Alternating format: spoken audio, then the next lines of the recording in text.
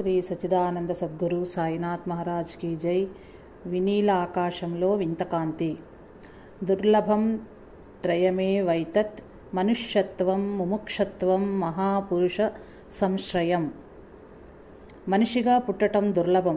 మనిషిగా పుట్టిన మోక్షగామి కావటం అంతకంటే దుర్లభం. మోక్షగామి అయినా ఒక మహాత్ముని చెంత ఆశ్రయం లభించటం ఇంకా దుర్లభం. బెల్లం దగ్గరకు చీమలు చేరుతాయి, తేనెలూరే పువ్వు దగ్గరకు తేనెటీగలు చేరుతాయి. అమరత్వాన్ని ప్రసాదించే శ్రీ రమణ భగవాన్ దగ్గరకు ముముక్షువులు చేరారు ప్రపంచమంతటి నుండి. రాబర్ట్ ఎడ్సన్ న్యూయార్క్ మహానగరంలో 1928లో జన్మించాడు. పసికందుగా ఉన్నప్పటి నుండి ఎదురుగా ఏదో చూస్తూ ముసిముసి నవ్వులు నవ్వేవాడు. కొంచెం మాటలు రావటం వచ్చిన తర్వాత, ఏమిటి బాబు అలా నవ్వుతున్నావు అని అడిగింది వాళ్ళమ్మ. అమ్మ, ఎవరే అతను నాతో మాట్లాడుతున్నాడు, అదేమీ నాకు అర్థం కావటం లేదు అన్నాడు. వాళ్ళమ్మ నవ్వేసి వెళ్ళిపోయింది. రాబర్టుకు ఏడో ఏట కూడా అదే అనుభవం. గచ్చకాయ రంగు గడ్డం, తెల్లటి జుట్టు, 2 అడుగుల ఎత్తున్న మనిషి కనిపిస్తున్నాడంట. తల్లికేదో అనుమానం వచ్చింది. డాక్టర్ దగ్గరకు తీసుకెళ్ళింది. ఏవో పరీక్షలు చేసి ఏమీ పర్వాలేదు, అదే తగ్గిపోతుంది అని చెప్పి పంపించారు డాక్టరు. ఆ అనుభవాలు కొన్నాళ్లకు తగ్గిపోయాయి. రాబర్ట్ ఒక చాక్లెట్ కావాలన్నా, ఆడుకునేందుకు ఏదైనా బొమ్మ కావాలన్నా గాడ్ గాడ్ గాడ్ అని 3 సార్లు అంటాడు. వాటిని ఎవరైనా తెచ్చివ్వడమో ఇంట్లోనే దొరకటమో జరుగుతుంది. ఒకనాడు నాకు వయలిన్ కావాలి అన్నాడు వాళ్ళమ్మతో. ఇంత చిన్నతనంలో నువ్వు వయలిన్ వాయించలేవు, కొంచెం పెద్దవాడు అయిన తర్వాత కొనిపెడతానులే అంది. రాబర్ట్ గాడ్ గాడ్ గాడ్ అని 3 మార్లు అన్నాడు. చిత్రం, వాళ్ళ బాబాయి ఒక వయలిన్ తెచ్చిచ్చాడు. తల్లి ఆశ్చర్యపోయింది. అదేంటి మరిది, వాడేమి వాయించగలడని వయలిన్ తెచ్చావు అన్నది. వీడు ఎప్పుడో పసివాడుగా ఉన్నప్పుడు చూశాను, అప్పటి నుండి ఇక్కడికి రావటం పడలేదు. ఏదో వీడికి ఇవ్వాలని బుద్ధి పుట్టి ఆ వయలిన్ కొని తెచ్చాను అన్నాడు. రాబర్ట్ స్కూలుకు వెళ్లేవాడు. ఏమీ చదివేవాడు కాదు. పరీక్షల్లో కాగితం ఎదురుగా పెట్టుకుని గాడ్ గాడ్ గాడ్ అనేవాడు. తానేమి రాశాడో తనకే తెలియదు. పాస్ అయిపోయేవాడు. ఒకనాడు, నేను ఇక్కడ ఎందుకు పుట్టాను, పుట్టవలసిన అవసరం ఏం వచ్చింది, నాకు ఇక్కడ ఉండాలని అనిపించటం లేదు అన్నాడు వాళ్ళమ్మతో. ఏమిటా మతిలేని మాటలు, ఎవరైనా వింటే నిన్ను తిన్నగా పిచ్చాసుపత్రికి పంపించేస్తారు అన్నది వాళ్ళమ్మ విసుగ్గా, చిరాగ్గా. 10వ తరగతి పరీక్షలు జరుగుతున్నాయి. ప్రశ్నాపత్రాలు ఇచ్చారు విద్యార్థులందరికీ. రాబర్ట్ గాడ్ గాడ్ గాడ్ అని ఏదో రాయబోతుండగా ఒక అద్భుతం, ఒక ధవళ తేజస్సు, కళ్ళు మిరిమిట్లు గొలిపే కాంతి ఆ హాలంతా నిండిపోయింది. ఆ తేజస్సులో కరిగిపోవటం మొదలుపెట్టాడు. తోటి విద్యార్థులు, బెంచీలు, కుర్చీలు అన్ని అణువుల్లా కరిగి ఆ కాంతిలో లీనమైపోతున్నాయి. అదంతా చూస్తుండగానే తన శరీరం కూడా లేకుండా పోయింది. నేను ఈ శరీరాన్ని కాదు, నేను సచ్చిదానంద స్వరూపిని, అనంతుడిని, ఈ విశాల విశ్వమంతా నేనే అనే భావన మాత్రం మిగిలింది. అదే భావనతో ఉంటున్నా అదే ఆనందాన్ని అనుభవిస్తున్నా కరచరణాలు తమ పనులు చేస్తూనే ఉన్నాయి. ఒకనాడు ఒక గ్రంథాలయానికి వెళ్ళాడు. పలానా పుస్తకం తీయాలన్నదేమీ లేకుండా ఒక పుస్తకం తీశాడు. దాని పేరు హూ యామ్ ఐ, నేనెవడను. ముఖచిత్రం చూడగానే ఒళ్ళు పులకరించింది. దేహంలోని అణువణువు నాట్యమాడాయి. ఎవరిదా చిత్రం? శ్రీ రమణ భగవాన్ది. తనకు 7-8 ఏళ్లు వచ్చే వరకు దర్శనమిచ్చిన భగవాన్ది. తేడా ఒక్కటే, 2 అడుగుల ఎత్తు మాత్రం కాదు, శరీరానికి తగిన పొడగరే. రాబర్ట్ తన 19వ ఏట భారతదేశానికి వచ్చాడు. నేరుగా తిరునామలై వెళ్ళి భగవాన్ దర్శనం చేసుకున్నాడు. నీకు చిన్నతనం నుండి కనిపించింది ఎవరు అని అడిగారు భగవాన్. మీరే అన్నాడు రాబర్ట్. నువ్వు ఇప్పుడేమి ఆలోచిస్తున్నావు? ఏమీ ఆలోచించటం లేదు. అదే ఆలోచనారహితమైన మనస్సే ముక్తి. నిశ్చలమైన మనస్సుకు మరో పేరు ఆత్మ. ఆత్మగానే ఉండిపో అన్నారు భగవాన్. ఆశ్రమంలోనే ఉంటూ భగవాన్ సన్నిధిలో ధ్యానం చేసుకుంటూ కొన్నాళ్ళుండి భగవాన్ దీవెనలు అందుకుని అమెరికా వెళ్లిపోయాడు. రాబర్ట్ కాలిఫోర్నియా రాష్ట్రంలోని శాంతా మోనికా అనే పట్టణంలో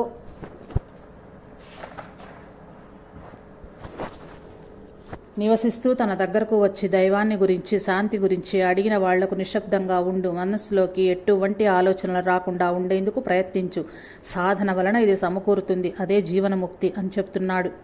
ఆంగ్ల రచయితలలో సోమరెస్ట్ మామ్ అగ్రశ్రేణికి చెందినవాడు. ఈయన వ్రాసిన కథలు ప్రపంచంలోని అనేక భాషల్లోనికి అనువదించబడ్డాయి. 1936లో భారతదేశం వచ్చాడు ఈయన.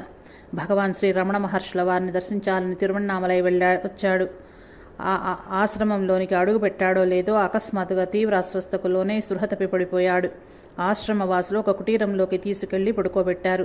భగవాన్కు ఈ కబురు అందగానే అక్కడికి వచ్చారు. ఆయన కేసి సుమారు పావుగంట సేపు చూస్తూ కూర్చున్నారు. ఆయన కళ్ళు తెరిచి భగవాన్ను చూచారు, కానీ మాట్లాడలేకపోయారు. మౌనమే ఎడతెగని భాష అన్నారు భగవాన్. ఆయన మనసులోని ఆవేదనను కనిపెట్టి ఆ తర్వాత మరికొన్ని నిమిషాలు కూర్చుని వెళ్ళిపోయారు. మరునాటికి భగవాన్ ఆసీనులై ఉన్న హాల్లోకి రాగలిగారు. చాలాసేపు కూర్చుని నమస్కరించి వెళ్ళిపోయారు. నేను అనేక మంది మహాత్ములను గురించి విన్నాను, కొంతమందిని దర్శించాను. అయితే శ్రీరమణుల సన్నిధిలో అనుభవించిన మధురానుభూతిని, ఆనంద సాగర తరంగాల మీద తేలిపోతున్న అనుభూతిని ఎప్పుడూ పొందలేదు అని వ్రాశారు తన రచన ది సెయింట్ మహర్షి అనే పుస్తకంలో.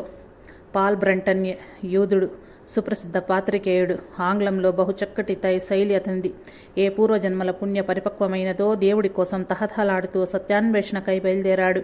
ప్రపంచమంతా తిరిగాడు. అతను తరచి చూడని మతం లేదు, అతను చెయ్యని సాధన లేదు, అతను అభ్యసించని యోగం లేదు. మద్యమాంసాలు విసర్జించాడు. రోజు మొత్తానికి ఉడకబెట్టిన ఒక బంగాళదుంప, ఒక చిన్న రొట్టె ముక్క, కొంచెం పెరుగు, ఇంత మాత్రమే తింటాడు. అభ్యాసం బాగా సాగేందుకు ఈజిప్ట్ దేశంలో చాలా కాలం ఉన్నాడు. ప్రపంచ వింతలలో ఒక్కటైన అక్కడి పిరమిడ్స్లో ఎన్నో రాత్రులు గడిపాడు. ఎన్నో గుప్త విద్యలు నేర్చాడు. ఎన్నో మార్మిక అనుభూతులను పొందాడు. ఎన్నో అదృశ్య దృశ్యాలను తిలకించాడు. ఎన్నో సిద్ధులను సాధించాడు.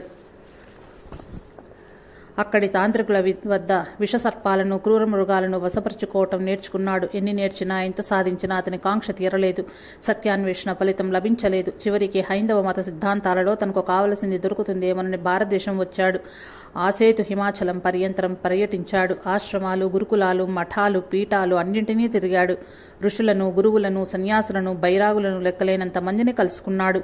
తనకు సందేహ నివృత్తి కాలేదు. దైవ సాక్షాత్కారం మొదలే లేదు. ఒక రోజున కంచి కామకోటి పీఠాధిపతి జగద్గురు పరమాచార్య శ్రీ శ్రీ శ్రీ చంద్రశేఖరానంద స్వామి సన్నిధికి మోకరిల్లాడు. వారు బ్రంటన్ అభిలాషను, ఆక్రోశాన్ని గ్రహించారు. మీరు తిరువన్నామలైలోని శ్రీ రమణ భగవానుని దర్శించండి, మీ వాంఛ నెరవేరుతుంది అన్నారు. బ్రంటన్ తిరువన్నామలైకి వచ్చాడు. భగవాన్ దర్శనం చేసుకున్నాడు. వారిని రోజుల తరబడి ప్రశ్నించాడు. సందేహ నివృత్తి చేసుకున్నాడు. ఒకనాడు భగవాన్ తదేక దీక్షతో బ్రంటన్ కళ్లలోకి చూశారు. వారి శక్తి ప్రసారానికి అతని కళ్ళు మూసుకుపోయాయి. తనలో ఒక సంచలనం కలిగింది. ఒక మార్పు వచ్చింది. మనోవృత్తుల ఉద్వేగం అడిగింది. శాంతి ప్రవాహంలో కొట్టుకుపోయాడు.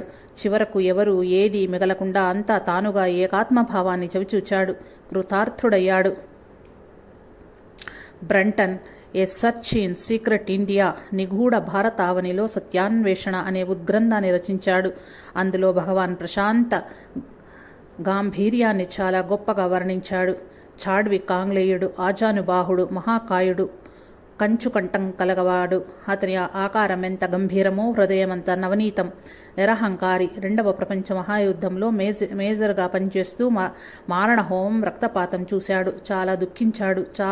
చావు పుట్టుకల మధ్య ఈ 3 నాళ్ల జీవితం ఏమిటి, ఈ బ్రతుక్కి అర్థం ఏమిటి, ఇలా ఆలోచించడం మొదలుపెట్టాడు. మనిషి పూర్తిగా మారిపోయాడు. భోగాసక్తి విరక్తిగా మారింది. వైరాగ్యం కలిగింది. ఆత్మోన్నతి కోసం ప్రయత్నించాడు. శాంతి భిక్ష కోసం ప్రపంచమంతా గాలించాడు.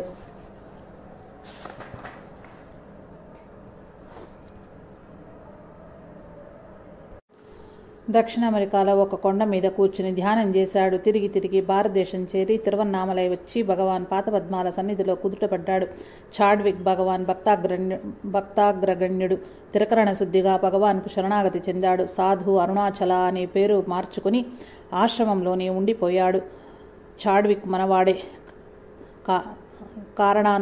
కారణానంతరం చేత పశ్చిమ దేశాలలో పుట్టాడు అన్నారు భగవాన్. ఆస్ బోర్న్ కూడా ఆంగ్లేయుడే. ఇతను కూడా ద్వితీయ ప్రపంచ సంగ్రామంలో పత్రికా విలేకరిగా పనిచేశాడు. జపాన్ వాళ్లకు పట్టుబడి ఆ తరువాత ఎప్పుడో విడుదలయ్యాడు. ఆస్ బోరన్కి జీవిత గమ్యమేమిటో తెలుసుకోవాలని మొదటి నుంచి ఆసక్తి. క్రైస్తవ, మహమ్మదీయ, సూఫీ, జైన్, బౌద్ధ, హిందూ మతాలను మదించి చూచాడు. చివరకు శ్రీ రమణ భగవాన్ చరణ కమల సన్నిధికి చేరాడు.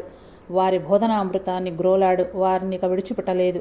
భగవాన్ను దర్శించి శాంతిని అనుభవించిన పాశ్చాత్యులు మీరు మాత్రమే కాదు, వేలాది మంది, లక్షలాది మంది భగవాన్ మార్గాన్ని స్నేహితుల ద్వారా, పత్రికల ద్వారా, రమణ సాహిత్యం ద్వారా తెలుసుకుని సంతుష్టులై భగవాన్ భక్తులైన వారు అసంఖ్యాకులు. పుణ్యం పండిన ప్రతి వ్యక్తిని ఆకర్షించారు భగవాన్. అనేక మంది వారి సన్నిధానంలోనే ఉండిపోయారు. కొంతమంది భగవాన్ మీద వారి అహమూలాన్వేషణ పద్ధతి మీద పుస్తకాలు వ్రాశారు. అలా వ్రాసిన తెలుగు వారిలో పూజ్యులు కావ్యకంఠ గణపతి మునీంద్రుడు, మునగాల వెంకటరామయ్య గారు, కృష్ణ భిక్షు గారు, సూర్యనాగమ్మ గారు, చలం గారు, గిద్దలూరి లక్ష్మీ నరసింహం గారు, చింతాదీక్షితులు గారు ముఖ్యులు. ఇక భగవాన్ దర్శనానికి నోచుకోకపోయినా ఏ పూర్వజన్మ పుణ్యఫలం వల్లనో భగవాన్ భక్తులై ఆంధ్రదేశమంతటా రమణ గోష్ఠులు జరుపుతున్న మహానుభావులు నేనెరుగునంత వరకు ముగ్గురు ఉన్నారు. మొదటివారు కృష్ణా జిల్లా గుడివాడ వాస్తవ్యులు శ్రీ ఎం.ఆర్. నాగేశ్వరరావు గారు. భగవాన్ సశరీరులై ఉండగా వారి దర్శనం చేసుకోకపోయినా మరి ఆ భగవాన్ ఎలా వీరిని తమ పాత పద్మముల కేసి తిప్పుకున్నారో నాకు తెలియదు. ఈ అదృష్టవంతుడు భగవాన్ సేవకు అంకితమయ్యారు. రమణ వాణి పక్షపత్రికకు ప్రచురణకర్తగా, సంపాదకునిగా 30 సంవత్సరాల నుంచి అవిచ్ఛిన్నంగా వ్రాస్తున్నారు. భగవాన్ భక్తులు ఎక్కడ ఉన్నా వారిని కలుసుకుని భగవాన్ స్మృతులను సేకరించి ప్రచురిస్తున్నారు. అవి ఎంతగానో ఆకట్టుకున్నాయి. అనేక మంది రమణ భక్తులయ్యారు అవుతున్నారు. అంతటితో వీరికి తృప్తి కలగలేదు. వీరు మంచి వక్త. భగవాన్ యొక్క బోధనామృతాన్ని జనావళి చేత గ్రోల చేస్తున్నారు. మచిలీపట్నానికి చేరువలో ఉన్న తాళ్లపాలెంలో శ్రీ రమణ సాగర్ ఆశ్రమాన్ని నెలకొల్పారు. ఇటువంటి ఆశ్రమాలను, కేంద్రాలను మరెన్నో చోట్ల నిర్మింపచేయాలని వీరి తపన. ముఖ్యంగా రమణవాణిలోని వ్యాసాలు చాలా ఆసక్తికరంగా ఉంటున్నాయి. రమణవాణి నిస్సందేహంగా దివ్యవాణి. రెండవ వారు భూపతిరాజు వెంకట లక్ష్మీ నరసింహరాజు గారు. ఇది వారి నిజ నామధేయమే అయిన వెంకట్రామరాజు గారు అని అంటారు. ఇదెలా సంభవించిందో వారికే తెలియదన్నారు. సుక్షత్రియ కుటుంబంలో జన్మించిన వీరు భూస్వాములు. చూపులకు మనందరి వలెనే ఉంటారు. కానీ ప్రత్యేకత ఏమీ కనపడదు. అయితే పరీక్షించి చూస్తేనే మాత్రం వీరి మండలంలో శాంతి తాండవం ఇస్తున్నట్లు గోచరిస్తుంది. ఎన్ని జన్మల పుణ్యఫలమో గాని చిన్ననాటి నుండి దైవభక్తులు, నిర్మల చరిత్రలు, పెద్ద చదువులు చదువుకోలేదు. కానీ మేధావి. స్నేహితులతో గాన మరెవరితో గాని బాతాకాని వెయ్యరు. దైవ సంబంధమైన విషయాలనే మాట్లాడుతారు. వీరికి ఒకనాటి రాత్రి ఒక కల వచ్చింది. ఒక తేజస్వి వీరిని గట్టిగా కౌగలించుకున్నారు. వీరు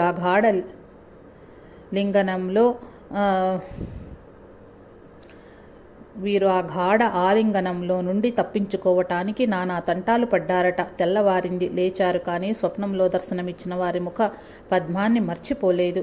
రోజులు గడిచినా మర్చిపోలేకపోయారు. రావలసిన ఆ రోజు రానే వచ్చింది. ఒక పత్రికలో ఒక చిత్రపటాన్ని చూచారు. వెంటనే గుర్తించారు. ఆ చిత్రం తమకు స్వప్నంలో దర్శనమిచ్చిన వారిదేనని. ఎవరు వారు? శ్రీ రమణ భగవాన్. అంతే. ఒక పెద్ద మార్పు వచ్చింది. వారి భక్తులయ్యారు. వారికి శరణాగతి చెందారు. వారి సేవకు అంకితమయ్యారు. శ్రీ భగవానికి సంబంధించిన అనేక గ్రంథాలు చదివారు. ఒక ప్రత్యేకత కనిపించింది. అదే శ్రీవారు బోధించిన అహం మూలాన్వేషణ. తిరువన్నామలై వెళ్లారు. శ్రీ రమణాశ్రమానికి భగవాను దర్శించే మహాభాగ్యం లేకపోయింది. అప్పటికే శ్రీవారు శరీరాన్ని విసర్జించారు. అయితే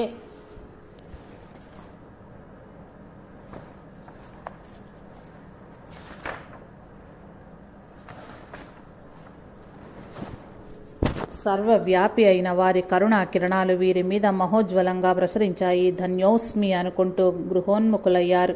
ఇంటి వద్దనే సత్సంగం ప్రారంభమైంది. శ్రీరాజుగారు చెప్పేది మనసుకు పట్టింది. ఏదో 10 మందితో ప్రారంభమైన సత్సంగం 100 మంది అయ్యారు. అనతి కాలంలోనే 100 మంది అయ్యారు. వారంతా ఒక నిర్ణయానికి వచ్చారు. రాజుగారి స్వగ్రామమైన జిన్నూరులోనే శ్రీ రమణ కేంద్రాన్ని నిర్మించాలని భక్తులు మహోత్సవంతో విరాళాలిచ్చారు. చూస్తుండగానే లక్షలు వెచ్చించబడిన కేంద్ర ప్రశాంతత వాతావరణంలో ప్రకృతి సౌందర్యం నడుమ మనోహరంగా తయారైంది. వెంకట్రామరాజు గారి ప్రసంగాలు జిన్నూరులోనే గాక చుట్టుప్రక్కల పల్లెల్లోనూ పట్టణాల్లోనూ కూడా జరుగుతున్నాయి. వీరు మహావక్త. నిస్తరంగా వారాసి వలె వేదిక మీద కూర్చొని తాపీగా ప్రసంగాన్ని ప్రారంభించి కొంతసేపటికి రత్నాకరుని ఉత్తుంగ తరంగముల వలె మాట్లాడి శ్రోతలను పరవశులను చేస్తారు. ఇప్పుడు భక్తులు వారికి నీరాజనమిస్తున్నారు. బాణాసంచతో బ్యాండ్ మేళాలతో ఊరేగింపులు, పుష్పాభిషేకాలు ఒకటేమిటి బ్రహ్మరథం పడుతున్నారు. అయినా వీరిలో అహంకారం మచ్చుకు కూడా కానలేదు.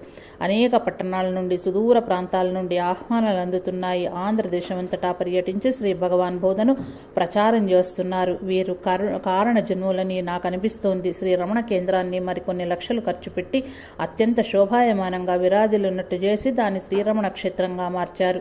ఇప్పుడు అది ఒక క్షేత్రమే అయింది. భక్తులు ఎక్కడెక్కడి వారు శ్రీ క్షేత్ర దైవం భగవాన్ను దర్శించుకుంటున్నారు. రాజుగారి ప్రసంగాలను ఆసక్తికరంగా వింటున్నారు. ఇది ఇలా ఉండగా తిరువన్నామలైలో శ్రీ రమణ మహా ఆశ్రమానికి అతి చేరువలో 15 లక్షల రూపాయల వ్యయంతో ఆంధ్ర భక్తులకై ప్రత్యేక వసతి గృహాన్ని నిర్మించారు. ఆంధ్రాశ్రమము అనే పేరుతో వీరు ఇప్పుడు వెంకట్రామరాజు గారు కాదు, వెంకట లక్ష్మీ నరసింహరాజు గారు, అంతకంటే కాదు మరెవ్వరు, శ్రీ నాన్నగారు. తాజా సమాచారం. శ్రీ నాన్నగారి 62వ జన్మదినోత్సవ సందర్భంలో సెప్టెంబర్ 23, 1995 బ్రహ్మాండమైన సన్మాన సభ జరిగింది. వేలాది మంది భక్తులు పాల్గొన్నారు. దూర తీరాల నుండి కూడా అనేక మంది వచ్చారు. శ్రీ నాన్నగారికి ప్రణామాలు చేశారు.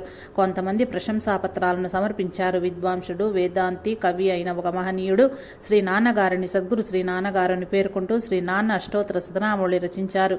ఈ రచన ముఖ చిత్రం సద్గురు శ్రీ నాన్నగారిది. రంగులతో ముద్రించబడినది. చాలా ఆకర్షణీయంగా ఉంది. సద్గురు శ్రీ నాన్నగారి నిర్మలాంతఃకరణను ప్రతిబింబిస్తోంది. ఈ అష్టోత్తర శతనామావళి పుస్తకాలను సభకు విచ్చేసిన వేలాది మందికి పంచిపెట్టారు. ఒక భక్తుడు అందరికీ మిఠాయిలు ఇచ్చారు. సద్గురు శ్రీ నాన్నగారి 3 గంటల ప్రసంగం భక్తులను పరవశింపజేసింది.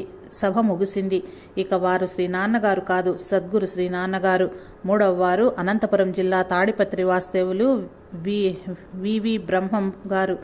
బీద కుటుంబానికి చెందినవారు. చిన్న ఉద్యోగం, పెద్ద కుటుంబం అయినా భగవాన్ సేవకు అంకితమైన భాగ్యశాలి.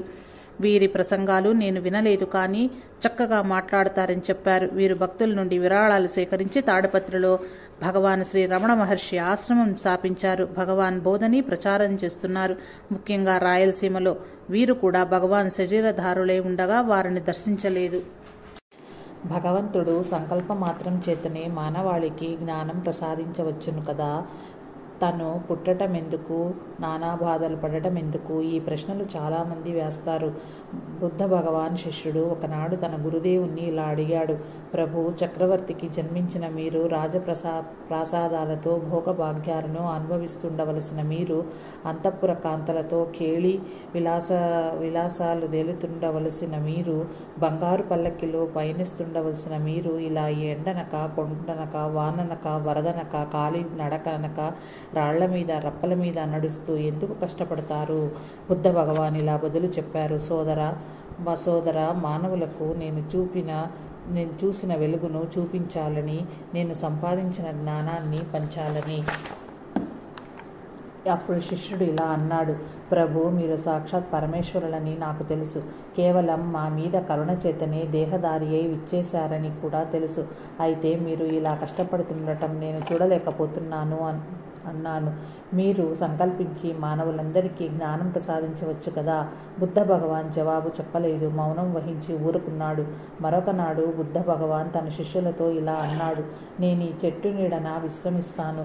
నువ్వు ఊళ్ళోకి వెళ్ళి వాళ్ళేం కోరుకుంటున్నారో తెలుసుకొనిరా. శిష్యుడు అలాగే వెళ్ళి వచ్చి ఇలా చెప్పారు. ప్రభు, కొంతమంది ఐశ్వర్యాన్ని, కొంతమంది అధికారాన్ని, కొంతమంది సంతానాన్ని, కొంతమంది కీర్తిని, మరికొంతమంది వీటన్నింటినీ కోరుకుంటున్నారు. శిష్యుడు చెప్పాడు. జ్ఞానాన్ని ఎందుకు కోరుకుంటున్నారు? శిష్యుడు చెప్పాడు. జ్ఞానాన్ని కోరుకుంటున్నవారు నాకు కనపడలేదు. జ్ఞానాన్ని ఎందరు కోరుకుంటున్నారు? శిష్యుడు చెప్పాడు, జ్ఞానాన్ని కోరుకుంటున్నవారు నాకు కనపడలేదు ప్రభు. అప్పుడు బుద్ధ భగవాన్ ఇలా అన్నారు, నేను సంకల్పించి మానవాళికి జ్ఞానాన్ని ప్రసాదించాలని కదా నువ్వన్నది. ఎవరికీ అక్కరలేని జ్ఞానాన్ని నేను ఇస్తే మాత్రం పుచ్చుకునే వారెవరు? శిష్యుడికి సమాధానం దొరకలేదు. కోరికల నుండి విముక్తి కలిగిన నాడే జ్ఞానం లభిస్తుంది. జ్ఞానానికి నిర్వచనం దివ్యశాంతి అని కదా బుద్ధ భగవాన్ సందేశం. శ్రీ రమణ భగవాన్ సన్నిధికి ఒకనాడు ఒక ఆమె వచ్చి, భగవాన్, నాకే కోరికలు లేవు, మోక్షం కావాలనే ఒకే ఒక కోరిక తప్ప, మీరు అనుగ్రహించి నా కోరిక తీర్చాలి అన్నది. భగవాన్ చిరునవ్వు నవ్వి, ఏ కోరిక లేకపోతే మిగిలేది మోక్షమే, నేను వేరే తీర్చటానికి ఏముంది అన్నారు. నిజమే, ఏది బంధం ఏది మోక్షం? మన ఏవ మనుష్యానాం కారణం బంధమోక్షయో, బంధాయ విషయాసంగి ముక్తిర్నిర్విషయం మనః. కోరికలతో నిండిన మనస్సే బంధం, ఏ కోరిక లేకపోవటమే మోక్షం. ఇనుప గొలుసులను తెంచుకుని బయటపడగలం, కానీ కోరికలని బంధాలను తెంచుకుని బయటపడలేము. సద్గురు కరుణా కటాక్ష వీక్షణాలు మాత్రమే ఆ బంధాలను తెంచగలవు. బంధ విముక్తుడిని కావాలనే ఆర్తి అతి ముఖ్యం. అటువంటి ఆర్తి కలిగిన నాడు గురువే మనలను వెతుక్కుంటూ వస్తాడు. మనమిచ్చే ధన కనక వస్తు వాహనాలు చీనాంబరాలు కాదు. గురువునకు కావలసినవి నిజమైన గురువు మనలో చూసేది నిరహంకారం, నిరాడంబరం. గురు గోవింద సింగ్ యమునా నదీ తీరాన ఒక రాతి బండ మీద కూర్చొని ఉండగా ఐశ్వర్య మదోన్మత్తుడైన రఘునాథుడనే శిష్యుడు వచ్చి, మీకు కానుకగా ఈ వజ్రాల కంకణాలు తెచ్చాను అని గురువుగారి కళ్ళ ముందు తళుక్కున మెరిపించాడు. తన ఔదార్యానికి తనే పొంగిపోతూ గురువుగారు ఆ కంకణాలను తీసుకుని ఒక కంకణాన్ని తన వేలు చుట్టూ తిప్పుతూ దాని తలతలను చూచి మురిసిపోతున్నారు. అలా మురిసిపోవాలనే కదా ఆ శిష్యుడు కోరుకున్నది. ఇంతలో అది జారి కింద పడి దొరలి యమునలో పడింది. ఒక్క అరుపు అరిచే శిష్యుడు యమునలో దూకాడు. వడివడిగా ప్రవహిస్తోంది యమున. వెతికి వేసారి ఉత్త చేతులతోనే గట్టెక్కి బిక్కుముఖం పెట్టి గురువు గారితో తెగ వెతికాను, కనపడలేదు, ఎక్కడ పడిందో కానీ అన్నాడు శిష్యుడు. అదిగో అక్కడ పడింది అంటూ అక్కడికి ఆ 2 కంకణాల్ని గిరాటేశారు గురు గోవింద్ సింగ్. అవును మరి, సద్గురువునకు కావాల్సింది శరణాగతి, వజ్రాల కంకణాలు కావు. ఒకప్పుడు నారదుడు విష్ణుమూర్తిని అడిగాడు, మహాత్ములను దర్శించటం వలన ప్రయోజనం ఉందా అని. భూమి మీద దండకారణ్యములో ఇప్పుడే ఒక పురుగుకి పిల్ల పుట్టింది, వెళ్ళి దాన్ని అడుగు చెబుతుంది అన్నాడు విష్ణుమూర్తి. తనంతటి దేవఋషి ఒక పురుగును అడిగి సందేహ నివృత్తి చేసుకోవటమా అనుకున్నాడు నారదుడు. చిరాకు పడ్డాడు. అయినా సకల లోకేశ్వరుడైన విష్ణుమూర్తి చెప్పినప్పుడు అందులో అర్థం ఉండకపోదని సమాధానపడి భూలోకం చేరి ఆ పురుగుని చూచి తన ప్రశ్న అడిగాడు. కానీ ఆ పురుగు నారదుడి ప్రశ్న వినగానే చచ్చి ఊరుకుంది. నారదుడు కలవరపడి వైకుంఠానికి వెళ్ళి జరిగిన సంగతి చెప్పాడు విష్ణుమూర్తికి. అయోధ్య వెళ్ళి అప్పుడే పుట్టిన ఆవు దూడనడుగు చెబుతుంది అన్నాడు విష్ణుమూర్తి. నారదుడికి ఇదంతా చిత్రంగా తోచింది. తాతగారు తనకొక ఆట ఆడిస్తున్నారేమోనని అనుకున్నాడు. అయినా అయోధ్య వెళ్ళి ఆ దూడను ప్రశ్నించాడు. పాపం ఆ దూడ కూడా పురుగు వలనే నారదుడి ప్రశ్న వినగానే ప్రాణాలు కోల్పోయింది. నారదుడి కలవరం రెట్టింపయింది. తాతగారి దగ్గరకు వెళ్ళి విషయం చెప్పాడు. అయితే చోళదేశం వెళ్ళు, ఆ దేశపు రాజుగారికి ఇప్పుడే ఒక కొడుకు పుట్టాడు, వాడినడుగు అన్నారు. తాతగారు తిప్పేవాడికి తిరిగేవాడు లోకు అన్నట్టు మీరు ఇలా తిప్పుతూ ఉండటము నేను తిరుగుతూ ఉండటమేనా అని కొంచెం కసురుకున్నాడు నారదమునీంద్రుడు. ఇక నువ్వు తిరగనక్కర్లేదు, ఈ ఒక్కసారి వెళ్ళు చాలు అన్నాడు జగన్నాటక సూత్రధారి. నారదుడు చోళదేశం వెళ్ళాడు. అందాలు చిందుచున్న ఆ రాజకుమారుని చూచాడు. తన ప్రశ్న వేసి ఈ బాలుణ్ణి కూడా చంపవలసి వస్తుందేమోనని కాసేపు తటపటాయించాడు. చివరికి అడిగేశాడు, ఓ రాజకుమారా, మహాత్ములను దర్శించటం వలన ఏమైనా ప్రయోజనం ఉందా? ఆశ్చర్యం. ఈ ప్రశ్న విని ఆ రాజకుమారుడు చనిపోలేదు. చిత్రంగా లేచాడా పసికందు. నారద మహర్షికి సాష్టాంగపడి ఇలా అన్నాడు, మహాత్మా, నేను పురుగుగా పుట్టినప్పుడు వచ్చి ఇదే ప్రశ్న వేశారు. వెంటనే క్షుద్రమైన ఆ జన్మను చాలించి ఆవుదూడగా పుట్టాను. అప్పుడు కూడా మీరు వచ్చి ప్రశ్నించడంతో నా పశుజన్మను కూడా చాలించి ఇప్పుడు రాజకుమారుడిగా జన్మించాను. ఈ సుకృతానికి కారణము మహాత్ములైన మీ దర్శన భాగ్యం కాక మరేమిటి?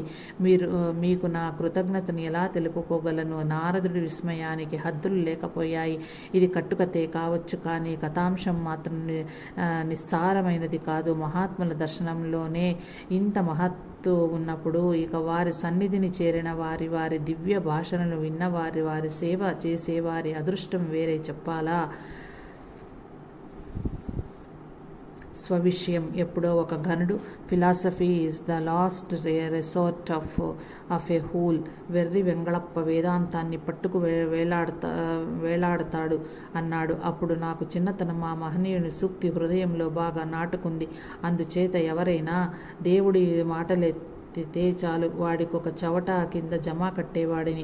జీవితంలో కొన్ని డక్కా మొక్కీలు తిన్న తరువాత సందిగ్ధావస్థలో పడ్డాను. కలడో లేడో అని. ఒక సుదినం వచ్చింది. మహాత్ముడు కాదు, కేవలం పరమాత్ముడే అయిన శ్రీ రమణ భగవాన్ దర్శనం లభించింది. వారి నిర్హేతుకజాయమైన కటాక్ష వీక్షణలు నా మీద మెరిశాయి. వారు నన్నెన్నో ఆపదల నుండి కాపాడారు. అదృశ్యంగా వారి అభయహస్తం నా శిరస్సు మీద ఉండటం నా ప్రత్యక్షానుభవం. ఇప్పుడు కలడను వాడు కలడు ముమ్మాటికి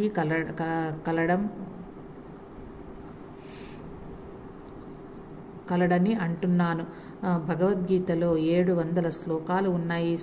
ఏ శ్లోకానికి ఆ శ్లోకమే ఒక మణిపూస అయినా వాటిలో అతి ముఖ్యమైన శ్లోకాలేవో సెలవీయమని కొందరు భక్తులు భగవాన్ను ప్రార్థించారు. భగవాన్ గీతాసారాన్ని వెల్లడించే 42 శ్లోకాలను ఎంచుకుని వాటికి ఒక క్రమం ఏర్పరిచి భక్తులకు అందజేశారు. ఆ శ్లోకాల తాత్పర్యమిది. సంజయుడు ఇట్లనెను: ధృతరాష్ట్ర మహారాజా వినుము. ఆ ప్రకారమున కన్నుల నీరు నింపుకొని జాలితో దుఃఖించుచున్న అర్జునుని చూచి శ్రీకృష్ణుడు ఈ విధముగా చెప్పదొడంగెను. అధ్యాయము 2 శ్లోకం 1-2. భగవంతుడిట్లనెను: కుంతి కుమార, ఈ శరీరమునకు క్షేత్రమని పేరు. ఈ క్షేత్రమును ఎవడు తెలుసుకొనుచున్నాడో వాడే క్షేత్రజ్ఞుడని అనుభవజ్ఞులు చెప్పుదురు.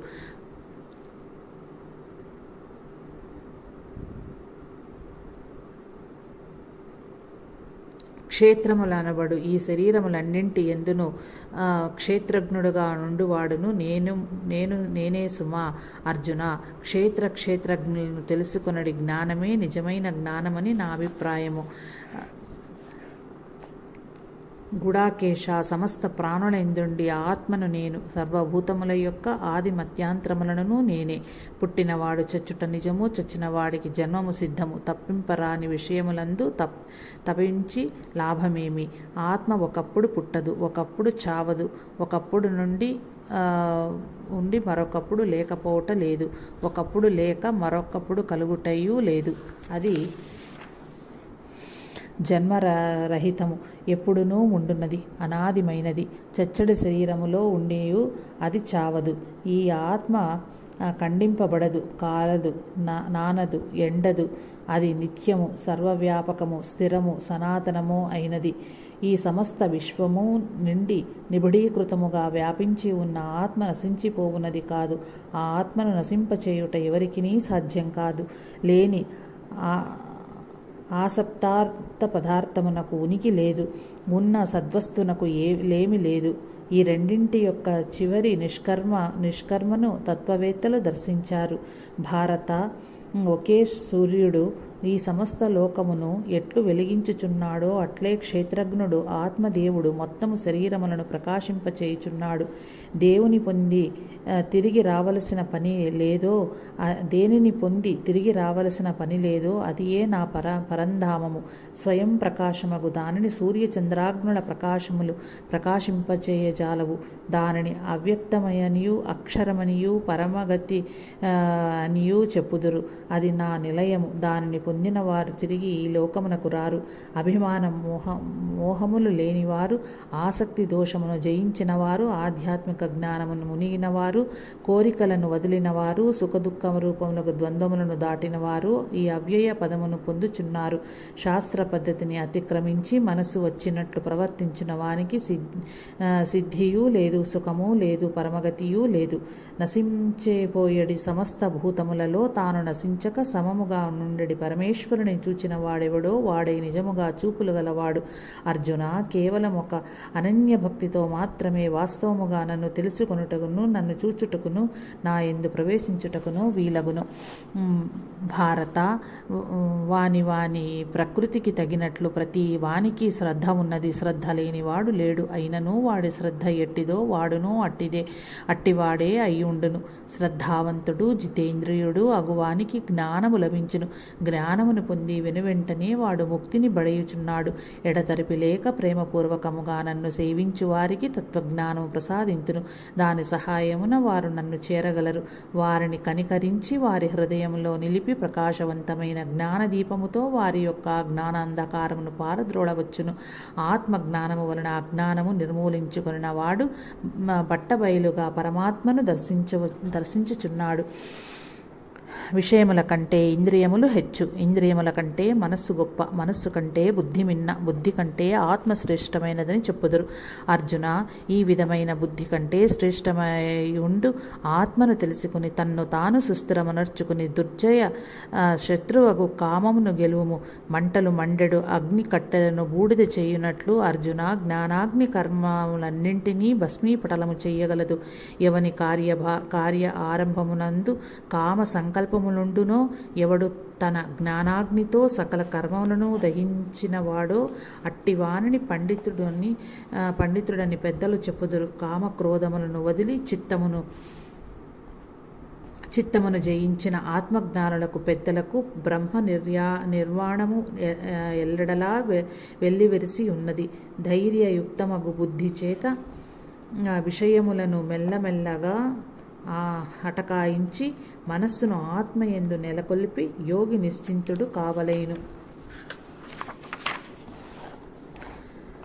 మనసు ఎప్పుడెప్పుడు చలించిపోవుచుండునో అప్పుడప్పుడే దానిని నిగ్రహించు ఆత్మాయత్తము చేయుటకై యోగి యత్నించవలెను. ఇంద్రియ మనోబుద్ధులను నిగ్రహించి ఇచ్ఛాభయ క్రోధములను విడనాడి మోక్షాదీక్షతి కలిగిన మౌని పుంగవునికి ముక్తి నిత్య సన్నిహితమై ఉన్నది. యోగయుక్త చిత్తము కలవాడై ఎల్లడలా సమదృష్టి కల యోగి తన్ను అన్ని భూతముల యందును తన ఎందన్ని భూతములను వీక్షించును. విధి విరామము లేక అనన్య చింతనతో నన్ను సేవించడి జనుల యొక్క యోగక్షేమమును నేనే పూని నిర్వహించుచుండును. వారిలో జ్ఞాని సర్వశ్రేష్ఠుడు. అతడు నన్నెడబాయుడు. అతని భక్తికి ఎడదెరిపి లేదు. అతడు నాకు పరమప్రియుడు. అతనికి నేను ప్రాణప్రియుడను. అనంతకోటి జన్మలలో పరిపక్వుడైన జ్ఞాని. ఈ సమస్తము వాసుదేవుడే అను అఖండానుభవంతో నన్ను చేరుచున్నాడు. అట్టి మహనీయుడు నిండా అరుదు. అర్జున, మనస్సు నందలి కోరికలన్నింటినీ తీరా వదిలి తనలో తాను తన్మయుడై ఉండువానిని స్థితప్రజ్ఞుడు అందురు. అన్ని కోరికలను వదిలి ఆశయు మమకారము అహంకారము లేనివాడై విలసిల్లు పురుషుడు ముక్తిని బడయగలుగుచున్నాడు. ఎవని వలన లోకములకు జడువు లేదో, ఎవడు లోకమునకు జడియడో, హర్ష కోప భయ సంభ్రములెవ్వని చెంత చేరవో అట్టివాడే నాకు ప్రియ భక్తుడు. మాన అవమానముల యందు శత్రుమిత్రుల యందు ఎవడు సమానుడో, ఎవడు సర్వసంగ పరిత్యాగియో అట్టివాడే గుణాతీతుడు. ఆత్మారాముడు ఆత్మతృప్తుడు. ఆత్మ సంతోషియగు మానవునికి కర్తవ్య కర్మ మెట్టిదియూ లేదు.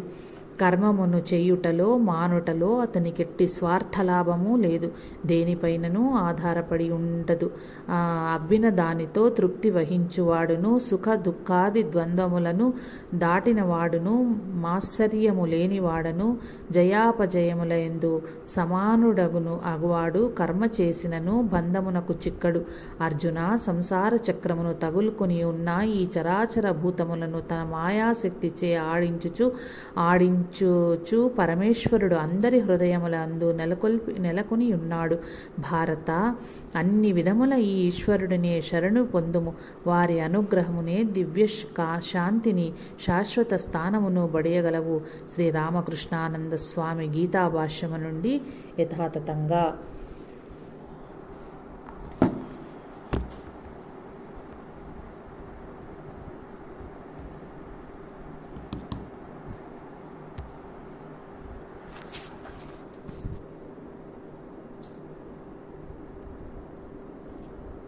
దుర్భరమైన దారిద్ర్యాన్ని అనుభవిస్తున్న వాడిని, కాటికి కాళ్ళు చాచుకు కూర్చున్న ఆగర్భ శ్రీమంతుడిని కూడా వదిలిపెట్టేది ఒకటి ఉంది: ఆశ. శరీరం ముడతలు పడిపోతుంది, జుట్టు ముగ్గుబట్టయిపోతుంది, పళ్ళు ఊడిపోతాయి, ముసలి తొక్కై కర్ర చేత పుచ్చుకొని నడుస్తాడు. అయినా వాడిని ఆశాపిశాచం వదిలిపెట్టడం లేదు. ఒక సర్కస్ కంపెనీ, అందులో వంపు సంపుల వయ్యారి భామ ఒక ఆమె నేలకు 20 అడుగుల ఎత్తున కట్టిన తీగ మీద నడుస్తోంది. అదే సమయంలో సర్కస్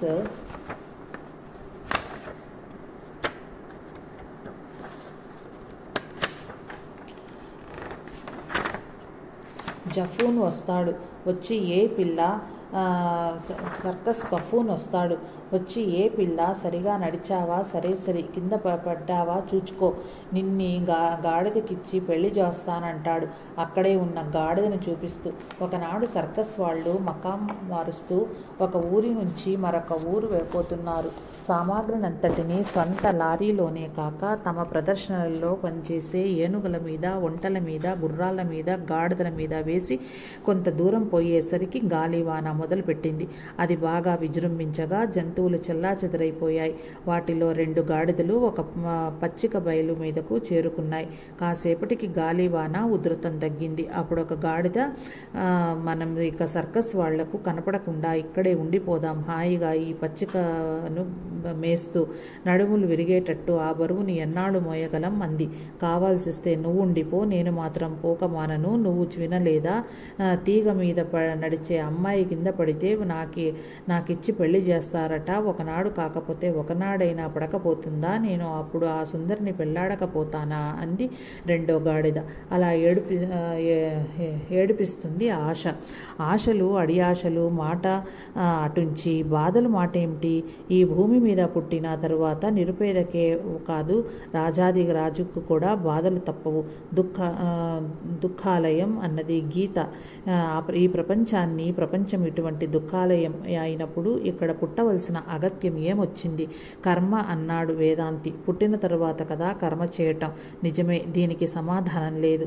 చెట్టు ముందా విత్తు ముందా ఎవరు చెప్పగలరు? త్రేతాయుగములో జనక మహారాజు ఒక రోజున వేదాంతుల సభ ఏర్పాటు చేశాడు. బంగారం మువ్వలు, పట్టీలు వగైరాలతో అలంకరించినవి ఈ గోవులను అక్కడకో చోట ఉంచాడు. మీలో గొప్పవారి ఎవరో తేల్చుకోండి, ఆ గోవులను వారికి బహుకరిస్తాను అన్నాడు. సభా వేదాంతులతో, విద్వగ్నులతో, పండిత ప్రకాండులతో, మహర్షులతో శోభిల్లుతోంది. యజ్ఞవల్క్య మహర్షి జనకునితో, మహారాజా, ఈ సభను అలంకరించిన అందరిలో నేనే గొప్పవాడును, నాకు ఆ గోవును బహుకరించండి అన్నాడు. మమ్మల్ని గెలిచి మరీ అడుగు అన్నారు కొంతమంది. సరే అన్నాడు యాజ్ఞవల్క మహర్షి. వేదాంత చర్చ ప్రారంభమైంది. అందరూ ఎన్నో ప్రశ్నలు వేశారు. అన్నింటికీ సరియైన సమాధానాలు చెప్పారు. మహర్షి అందరూ ఆధిక్యాన్ని ఒప్పుకొని కూర్చున్నాడు. అప్పుడు గార్గి అనే తపస్విని లేచి కొన్ని జటిల ప్రశ్నలు అడిగింది. వాటికి కూడా సమాధానాలు చెప్పారు. జన్మముందా, కర్మముందా? ఇది గార్గి ప్రశ్న. అది నువ్వు అడగకూడదు, నేను చెప్పకూడదు అన్నారు. మహర్షి అడుగుతున్నాను, నువ్వు చెప్పి తీరాలి అన్నది తపస్వి. మరొక మారు అడిగావంటే ఈ నీ తల 1000 చెక్కలవుతాది, జాగ్రత్త అని గర్జించారు మహర్షి. గార్గికి మరి అడగటానికి ఏమీ లేవు. కూర్చుంది. యాజ్ఞవల్క్య మహర్షి ఆ 1000 గోవులను తోలుకుపోయారు. ఇది బృహదారణ్యకోపనిషత్తులోని గాథ. జన్మముందా, కర్మముందా అనే ప్రశ్నకు ఎందుకు వెయ్యకూడదు? దానికి సమాధానం లేకనా? ఆ రహస్యాన్ని పరమాత్మ తన దగ్గరే ఉంచుకునేందుక తెలియదు, ఎవరికీ తెలియదు. అమెరికాలో వివిధ మత సమ్మేళనం జరిగినప్పుడు స్వామి వివేకానంద ఈ జనన మరణ చక్రంలో ఎప్పుడు చిక్కుకున్నామో, ఎందుకు చిక్కుకున్నామో, ఎలా చిక్కుకున్నామో మా హిందూ మతం చెప్పలేదు, కానీ ఈ చక్రం నుంచి తప్పుకోవడం ఎలాగో చెప్పింది అని తేట తెల్లంగా తెలియజేశాడు. వివేకానందుడు చెప్పినదే బాగుంది. సమాధానం లేని ప్రశ్నను పట్టుకుని వేళ్లాటం అవివేకం. ఈ చావు పుట్టుకల నుంచి తప్పుకోవచ్చునని చెప్పారుగా ఆయన. అది చాలదా? చాలదు. అయితే ఎలా తప్పించుకోవటం? తప్పుకోవటానికి చాలా మార్గాలు ఉన్నాయి. వివిధ మార్గాలను చెబుతూ వివిధ మతాలు ఉత్పన్నమయ్యాయి. రేవులు వేరైనా తటాకం ఒకటే. ఏ రేవులో నుంచి తీసుకున్నా ఆ నీళ్లే. అహం బ్రహ్మాస్మి అంటోంది వేదమాత. ఐఆమ్ దట్ ఐఆమ్ అంటోంది బైబిల్. ఆనల్ హాక్ ఐఆమ్ ద ట్రూత్ అంటోంది ఖురాన్. తేడా ఏముంది? వివాదానికి తావేముంది? మతంలన్నీ మాసిపోవును, జ్ఞానమొక్కటే నిలిచి వెలుగును అన్నారు గురజాడ. మతాలు పేరిట కొట్టుకు చస్తాం కానీ మతాలు చెప్పినట్లు జీవించటం అనగా నడుచుకోం. ఎటువంటి దుర్గతి. అందుకే మత సమన్వయం నిరూపించటానికే గీతా, బైబిల్, ఖురాన్ మూడింటిని చదివించేవారు మహాత్మా గాంధీ. తమ ప్రార్థనా సమావేశాలలో ఏకమేవాద్వితీయం, ఏక సంత్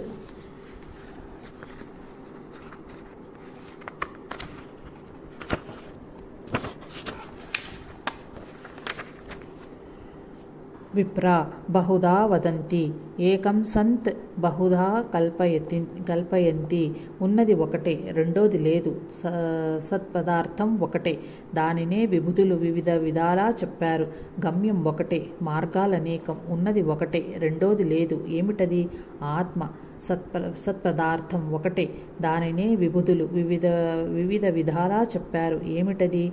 ఆత్మ. గమ్యం ఒకటే, మార్గాలనేకం. ఏమిటది? ఏ మార్గాలు? గమ్యం ఆత్మ, మార్గాలు శరణాగతి, నిష్కామకర్మ, భక్తి, ధ్యానం, విచారణ మొదలైనవి. ఆత్మని ఎందుకు చేరాలి? చావు పుట్టకల యాతన నుంచి, పుట్టిన తరువాత చచ్చే వరకు పడే కష్టాల నుంచి, తాపత్రయాల నుంచి తప్పుకొని సచ్చిదానందాన్ని, దివ్య శాంతిని అనంతకాలం అనుభవించేందుకు. ఆత్మజ్ఞాన విమూఢః తేపచ్యంతే నరక నిగూఢః అన్నారు శంకరాచార్యుల వారు. ఆచార్యులు, గురువులు, ప్రవక్తలు వచ్చి ఏం ఒరిగించారు? కృష్ణుడు పరిత్రాణాయ సాధూనాం వినాశాయ చతుష్కృతాం అన్నాడు. అంటూ వచ్చి దుష్టులు శిష్టులు అందరూ కొట్టుకు చచ్చేటట్టు చేశాడు. ఇంకేం చేశాడు? గీతను ప్రసాదించాడు. దాని సారం గ్రహించి తరతరాలుగా మానవులు తరించేందుకు. అయితే కృష్ణుడు తర్వాత బుద్ధుడు, ఆ తరువాత శంకరాచార్యుడు, రామానుజాచార్యుడు, మధ్వాచార్యుడు, ఇప్పుడు సాయిబాబా, సత్యసాయిబాబా, మెహర్ బాబా, శ్రీ రామకృష్ణ పరమహంస, శ్రీ అరవిందో, శ్రీ రమణ భగవాన్ వగేరాలు అవతరించవలసిన అవసరం ఏమొచ్చింది? హల్వా, కాజా, బర్ఫీ, బాదుషా, జాంగ్రీ, గులాబ్ జామున్, రసగుల్లా వగేరాలన్నీ తీయగానే ఉంటాయి. అయితేనేం ఒక్కొక్కరికి ఒక్కొక్కటి ఎక్కువ నచ్చుతుంది మిగతా వాటి కంటే. అలాగే చెప్పినది ఒకటే అయినా వేర్వేరు ఆచార్యులు వేర్వేరు విధాలుగా చెప్పారు. ఎవరికి నచ్చిన పద్ధతి వారు అవలంబిస్తారు. ఆంజనేయ స్వామి శ్రీరామచంద్రునితో ఇలా అన్నారు: దేహ బుద్ధ్యాత్ దాసోస్మి, జీవబుద్ధ్యాత్ త్వదంశకః, ఆత్మబుద్ధ్యాత్ త్వమేవాహం. మూడు యథార్థమే, కాదనలేం. దేహ బుద్ధ్యా దాసోస్మి ఇది ద్వైతం, మధ్వాచారుల వారి బోధ. జీవబుద్ధ్యా దశక ఇది విశిష్టాద్వైతం, రామానుజాచారుల బోధ. ఆత్మబుద్ధ్యా త్వమేవాహం ఇది అద్వైతం, శంకరాచారుల బోధ. ఏ పద్ధతిని అవలంబించినా తరించవచ్చు, తరించనక్కర లేదు. ఇక్కడంతా బాగానే ఉంది, చాలా సుఖంగానే ఉంది అంటారా? ఎన్నాళ్ళీ సుఖం? వృద్ధాప్యం తప్పుతుందా? రోగం తప్పుతుందా? చావు తప్పుతుందా? ఎవరికి తప్పింది? జాతస్య మరణం ధ్రువం. అమర జ్ఞానాన్ని వేణులో నుంచి జగన్మోహన గానంగా వినిపించిన శ్రీకృష్ణుడు, శాంతమయ దరహాసంతో దుఃఖాన్ని ఆర్పిన బుద్ధుడు, తన స్వంత రక్తంతో ప్రజల పాపాన్ని పరిహారం చేస్తానని బ్రతిమాలి దిగివచ్చిన జీసస్, తలపు నరికి హృదయంలోనికి తొంగి చూచిన మహమ్మద్, వాళ్ళందరూ ఈనాడు మతాలలో, కలహాలలో, కవిత్వాలలో, గొప్పతనాలలో ఉత్త పేర్లు. అహింసాస్మిత సుహృతులలో ద్వేషాన్నర్ప చూసిన గాంధీ, మహాత్మా గాంధీ, అమృత గానంతో దుర్భేద్య హృదయ కవాటాన్ని తట్టిన రవి ఠాగూర్, మౌనంతో జ్ఞానాన్ని పంచిన సాక్షాత్ దక్షిణామూర్తి రమణ, శ్రీ రమణ భగవాన్, వచ్చిపోయిన జాడన్నా కనిపించిందా ఈనాడు లోకంలో? చలం పగలు రాత్రియు తలుపులై వచ్చిపోవు. బాటసారులు బసలకు వసతియనియు. చిత్రముగా లోకం ఒక పెద్ద సత్రమసుమి. గడియ కాలము ఇచ్చట గద్దె ఎక్కి దాబుసరి ఏలినట్టి నవాబు నెల్లెల్లా రాలిపోయిరి నామరూపాలు లేక. ఉమర్ ఖయ్యాం తెలుగు ముద్దు కృష్ణ. నిజమే, ఈ ప్రపంచంలో అంతా సవ్యంగా నడిచిపోతున్నా అది 3 నాళ్ల ముచ్చటే. పూర్తిగా 100 కాదు, 1000 బ్రతికినా అది అనంతకాలంలో లిప్తమాత్రం కూడా కాలేదు. దేవేంద్ర భోగాలతో బ్రతికినా అవి ఆత్మానందానికి సరికావు. అందుచేత అమరత్వానికి ఆత్మానందానికి ప్రయత్నించటం అత్యవసరం. ఇది మానవ జన్మలో మాత్రమే సాధ్యమైతే ఆ అమరత్వాన్ని ఆ ఆత్మానందాన్ని పొందటానికి ఏదైనా సులభ మార్గం చూపారా శ్రీ రమణ భగవాన్? చూపారు. విశిష్టమైన మార్గం, సూటి అయిన మార్గం. ఇది చూపటానికే రమణావతారం.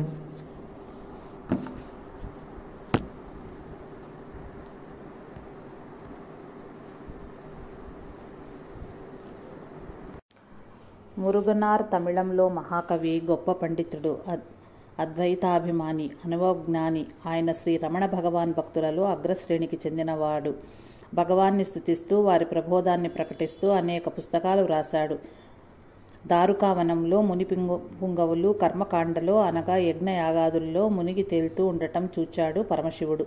ఇది వారికి శ్రేయోదాయకం కాదని, దీనివలన వారికి కామక్రోధాలు హరించవని, ఆత్మజ్ఞానం కలగదని తలచి వారిని ఆత్మనిష్టలో నెలకొనేటట్టు చెయ్యాలని నిశ్చయించుకున్నాడు. ఒకనాడు తను విష్ణుమూర్తి బయలుదేరారు ఆ దారుకావనానికి. తన శతకోటి మన్మథాకారంతోనూ విష్ణుమూర్తి రతీదేవి తలదన్నే తరుణీమణి రూపంలోనూ అక్కడకు చేరగానే వారిని మునిపత్నులు చూచారు. వారికి వెంటనే కామోద్రేకం కలిగింది. ఉచిత జ్ఞానం నశించింది. మతి చలించింది. కళ్ళు మూసుకుపోయాయి. మునులు విష్ణుమూర్తి వెనుక, మునిపత్నులు శివుని వెనుక పడ్డారు. వీళ్ళెన్ని తంటాలు పడినా ఆ మాయావులు చిక్కలేదు. ఇది చాలా చిత్రంగా తోచింది మునిశ్రేష్ఠులకి. తమ దివ్య దృష్టితో అసలు రహస్యాన్ని కనిపెట్టారు. తమకి, తమ భార్యలకు కామం ఇంకా నశించినందులకు సిగ్గుపడవలసింది పోయి తమ పతివ్రత శిరోమణులని ఆకర్షించాలని చూస్తాడా అని శివుని మీద ఆగ్రహించారు. తమ తపోబలంతో కృత్య అనే పెనుభూతాన్ని సృష్టించి శివుని మీదకు ప్రయోగించారు. భూతనాథుడు దాన్ని క్షణమాత్రంలో హతమార్చి కోపోద్రిక్తుడై ప్రళయతాండవం ప్రారంభించాడు. దానిలో లోకాలు దద్దరిల్లిపోయాయి. దేవ దానవ కిన్నెర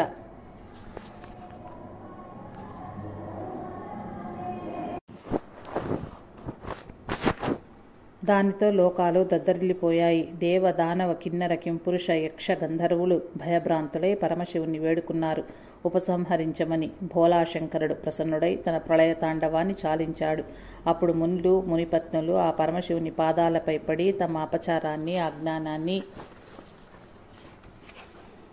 క్షమించి జ్ఞానభిక్ష పెట్టమని ప్రార్థించారు. వారి వేడికోలును అంగీకరించి పరమేశ్వరుడు వారికి ఈ విధంగా జ్ఞానాన్ని ఉపదేశించాడు.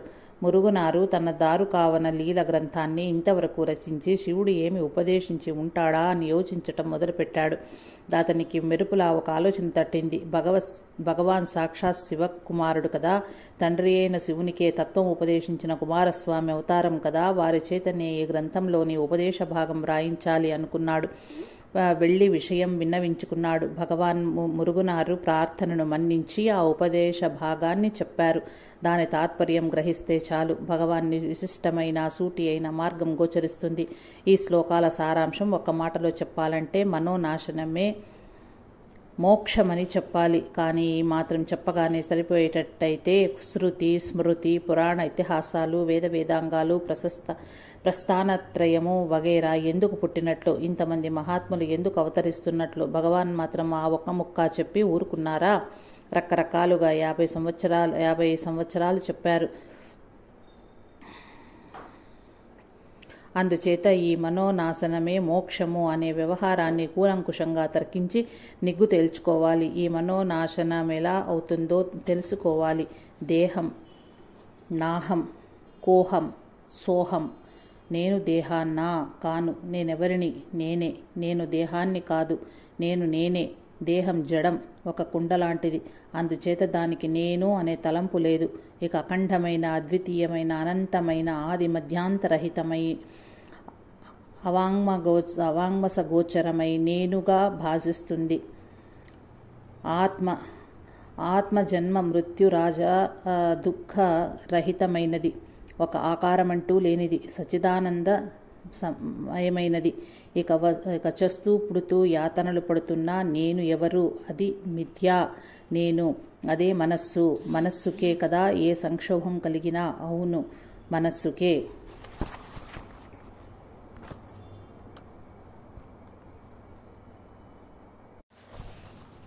ఈ మనసు స్వరూపం ఏమిటి? తలంపుల యొక్క సమూహమే మనస్సు. ఈ తలంపులు దేని మీద ఆధారపడి ఉన్నాయి? నేను అనే తొలి తలంపు మీద.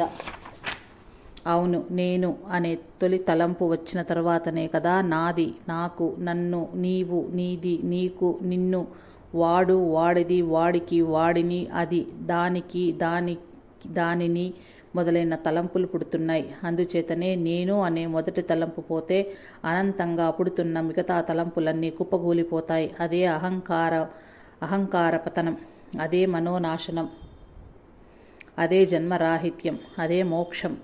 మనస్సే లేకపోతే కర్మకలాపం ఎలా కొనసాగుతుంది? ఒక రాతి బండలాగా పడి ఉండవలసిందేనా అనే ప్రశ్న బయలుదేరుతుందక్కడ. యథార్థమేమంటే చైతన్యానికి, జడానికి అనగా ఆత్మకి, దేహానికి మధ్య మూడోదొకటి పుట్టుకొస్తుంది. దీన్నే మిథ్యా, నేను, అహంకారం, మనస్సు అంటున్నాం. ఇది సర్వజ్ఞత గల ఆత్మ కాదు, జడమైన దేహము కాదు. దీనికి జడ చైతన్యాలు రెండూ ఉన్నాయి. ఈ మనస్సు ఆత్మ సన్నిధిలో పనిచేస్తుంది. ఆత్మ లేనిదే మనస్సు లేదు. ఈ మనస్సు నాశనం అవ్వగానే కర్మ కలాపం ఎటువంటి ప్రయత్నము లేకుండా అతి సహజంగా సాగిపోతుంది. మనస్సు చేసే పనులు ఆత్మే చేస్తుంది. అతి సవ్యంగా, అతి సమర్థవంతంగా మనసు చేసినట్టు అవకతవకలు లేకుండా ఆత్మ తన అద్భుత శక్తి చేత ఈ అనంతమైన విశ్వాన్ని సృష్టించింది. అయినా ఆత్మ ఏమి చెయ్యనిదిగానే ఉండిపోతుంది. భగవద్గీతలో కృష్ణ పరమాత్మ స్పష్టంగా చెప్పాడు, నేనేమి చెయ్యటం లేదు, అయినా ఈ కర్మకలాపమంతా నా నుంచే వెలువడుతోంది అని. మహాశ్చర్యం, మహాద్భుతమైన పనులెన్నో చేశాడు కృష్ణుడు. అయినా తన్నేమీ చేయనివాడేనట. ఇప్పుడు నేను అనే తొలి తలంపు పోతే ఈ తలంపుని ఆధారంగా చేసుకుని పుడుతున్న తలంపులన్నీ పోతాయి అని కదా అన్నాం. అలా కాక వచ్చిన తలంపును ఒక్కొక్కదాన్ని అటకాయిస్తూ పోతే ఎన్ని జన్మలు చాలవు. అవి తామరతం పరలా పుట్టుకొస్తూనే ఉంటాయి. వివేకంతోనూ వైరాగ్యంతోనూ కొన్ని తలంపులను తోసేస్తే వెంటనే వాటికి రెట్టింపు పుట్టుకొస్తాయి. ఈ తలంపుల ఊరేగింపు ఆగిపోవాలంటే ఈ తలంపులు ఎవరికి పుడుతున్నాయి అని ప్రశ్నించుకోవాలి. నాకు అని సమాధానం వస్తుంది. అప్పుడు నేనెవరిని అని మళ్ళీ ప్రశ్నించుకోవాలి. నేర్పుగా ప్రశ్నించుకుంటూ ఈ నేను అనే భావం ఎక్కడి నుంచి పుడుతుందో గమనిస్తూ లోపలికి మునిగి అన్వేషిస్తే ఈ మిథ్యా నేను ఏకమేవాద్వితీయమైన ఆత్మలో లీనమై ఆత్మగానే ప్రకాశిస్తుంది. ఉప్పుతో తయారు చేసిన బొమ్మ సముద్రము లోతును కనిపెట్టాలని సముద్రంలో దిగి కరిగిపోయి తన నామరూపాలను పోగొట్టుకుని సముద్రమే అయిపోయినట్టు భగవాన్ చెప్పిన ఈ అహం మూలాన్వేషణకి ఉపకరణం మనస్సే. ఆ మనస్సు తను పుట్టిన చోటికి చేరి అక్కడ లీనమైపోతుంది. మరో నాశనం కానిదే మోక్షం దుర్లభం. ఒక పాఠశాల తగులబడుతోంది. ఈ దెబ్బతో మనకు ఈ చదువు మీద విరగడైపోయిందిరా, ఇంకా హాయిగా ఆడుకోవచ్చు అంటూ పిల్లలందరూ పట్టలేని సంతోషంతో గంతులేస్తున్నారు. ఒక పిల్లవాడు మాత్రం ఒక మూల కూర్చుని ఏడుస్తున్నాడు. అది గమనించిన ఒక పెద్ద మనిషి ఆ కుర్రాడి దగ్గరికి వెళ్ళి, నీ తోటి పిల్లలంతా బడి తగులబడిపోతుంటే అంతా ఆనందిస్తున్నారు, బుద్ధిమంతుడివి కాబట్టి నువ్వొక్కడివే బాధపడుతున్నావు, ఏడవకు బాబు అన్నాడు. అయినా ఆ బాలుడు ఏడుపు మానలేదు సరికదా. ఇంకా వెక్కి వెక్కి ఏడుస్తూ కొంచెం దూరంలో ఉన్న మాస్టర్ని చూపించాడు. ఆ బుద్ధిమంతుడి బాధ అప్పుడు అర్థమైంది. ఈ పెద్ద మనిషికి వాడి ఏడుపు బడి బుగ్గిపాలవుతున్నందుకు కాదు, ఆ బడితో పాటు మాస్టర్ కూడా తగలపడిపోలేదు కదా అని.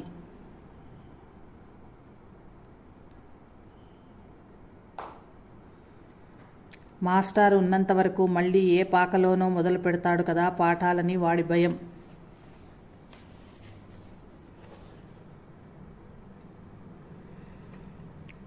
మాస్టర్ ఉన్న నాళ్ళు బడి ఎలా తప్పదో ఈ మిథ్య నేను ఉన్నన్ని నాళ్ళు జంఝాటాలు తాపత్రయాలు తప్పవు అని చెప్పాడు భగవాన్. మిథ్యగానే మిగిలిపోవాలంటే అహం మూలాన్వేషణే రాజబాట.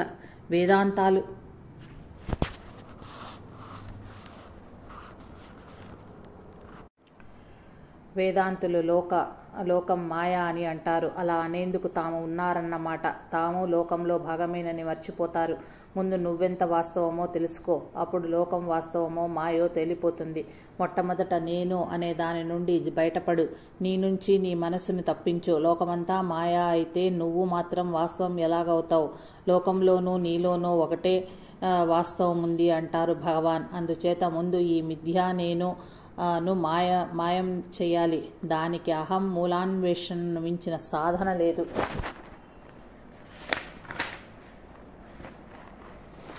ఒకనాడు ఒక భక్తుడు సృష్టి విలాసానికి అద్భుతపడుతూ భగవాన్తో ఇలా అన్నాడు.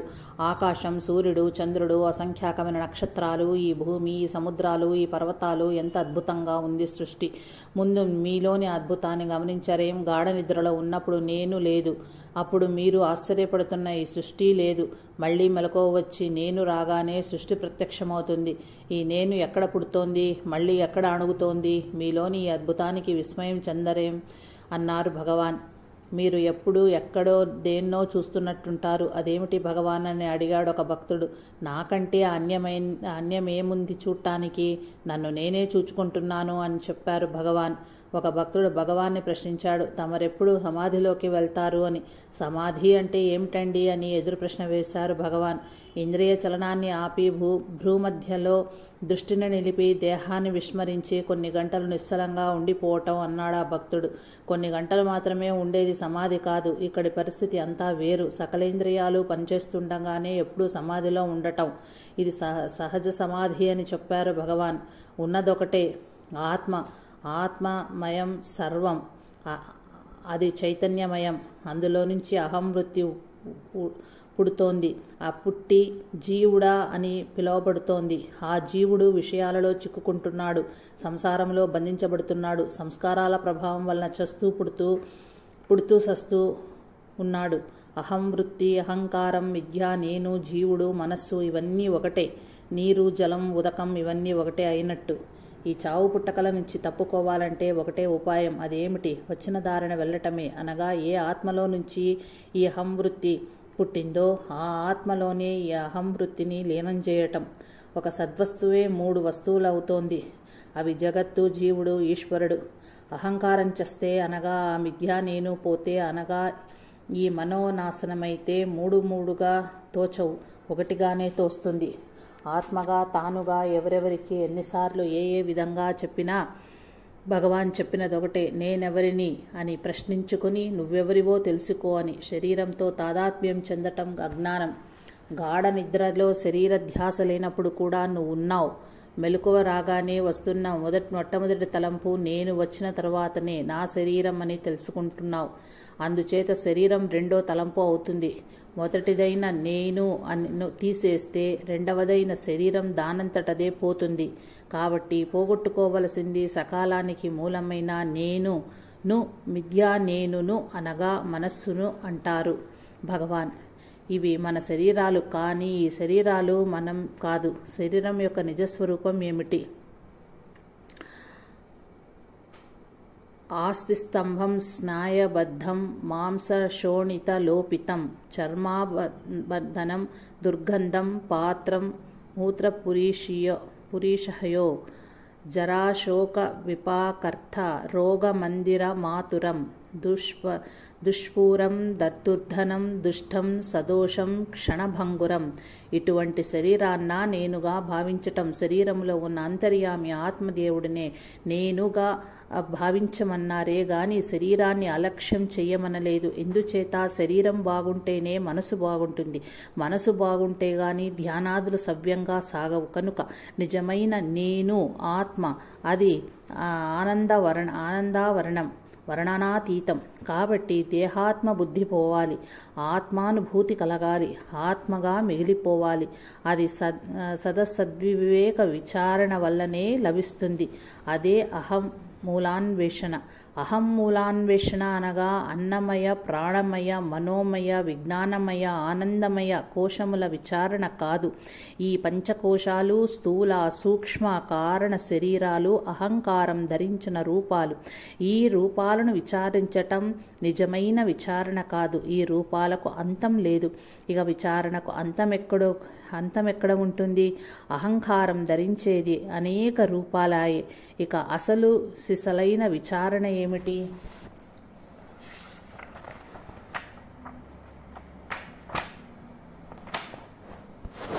ఈ మిథ్యా నేను ఎక్కడ పుడుతుందో చూడటం లోదృష్టితో అలా చూడగా అది తన జన్మస్థలమైన ఆత్మలో కరిగిపోతుంది. నిజానికి ఇది ఆత్మలో నుంచి లేచిన ఒక రశ్మి మాత్రమే కదా.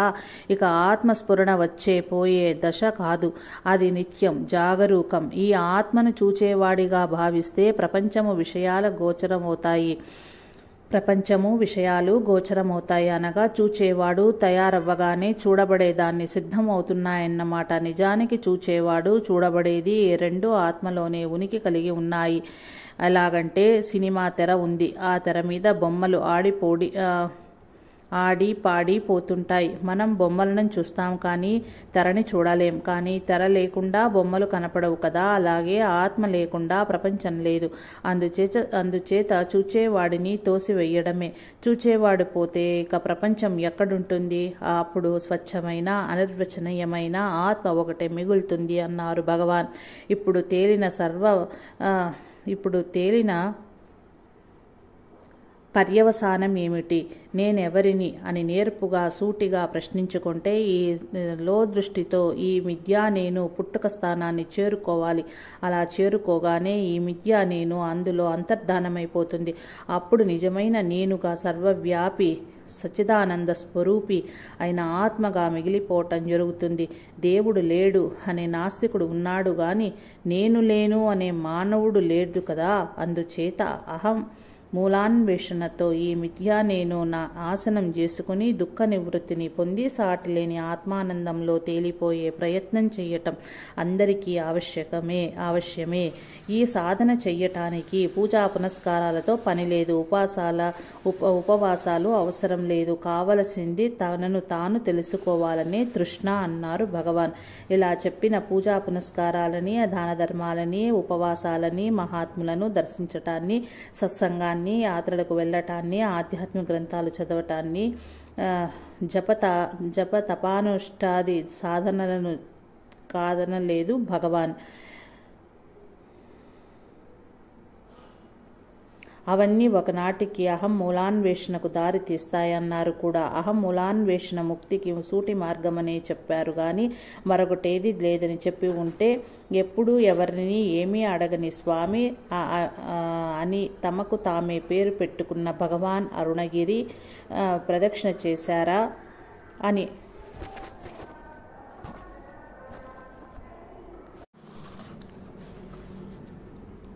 తమకు తామే పేరు పెట్టుకున్న భగవాన్ అరుణగిరి ప్రదక్షిణ చేశారా అని ఎందుకు అడుగుతారు? అరుణగిరి ప్రదక్షిణకు అంత ప్రాముఖ్యం ఎందుకు ఇస్తారు? తామే 1000 సార్లు ఎందుకు ప్రదక్షిణ చేస్తారు? అటువంటి అవసరం వారికేమీ మిగిలిందని తమను అనుకరించి భక్తులు ఆధ్యాత్మిక అభివృద్ధిని పొందటానికి కాకపోతే స్మరణ మాత్రముననే పరమముక్తి ఫలద కరుణామృత జలది అరుణాచలమిది అని అరుణగిరిని స్తుతించారు భగవాన్. అరుణాచల ఘనీభవానాంతరంగా అంధకార తేజోమూర్తి అపాంగ వీక్షణ శమిత భవార్తి సకల కలుష బంధ మండన శిఖర జ్యోతి చంచత్ మృదుర్ధవళ మేఘోత్తరీయ శివా ప్రసీదమమ్మా. పార్వతి ఈశ్వరుని ప్రేమించింది. ఇక తప్పింది కాదు. హిమవంతుడికి కూతురుని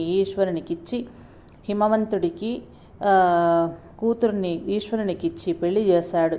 కూతురు పెళ్లి చేసి తన బరువు దించుకున్నందుకు సంతోషించాలా? అలా కాకుండా ఒక దీర్ఘాలోచనలో పడిపోయాడు హిమవంతుడు.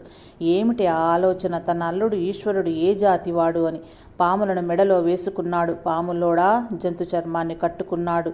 వేటగాడా, డమరుకం వాయిస్తున్నాడు బిచ్చగాడా, బూడిద పూసుకున్నాడు బైరాగివాడా, ఎవడు ఎవడు ఎటూ తెగని ఆలోచనలో సతమతమైపోతున్నాడు. ఇలా ఉండగా ఒకనాడు తన అల్లుడిని అరుణాచల పర్వతాకృతితో చూచి నిట్టూర్చాడు హిమవంతుడు.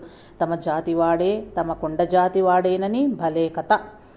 అరుణాచల పర్వతం శిలామయం కాదని, సాక్షాత్ పరమేశ్వరుడేనని అంటున్నారు శ్రీ రమణ భగవాన్ కూడా.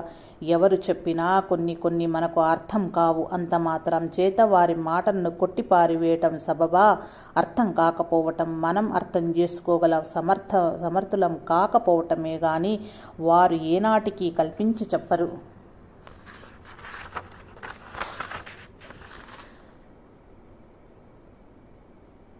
జై రమణ, జై జై సాయి మాస్టర్.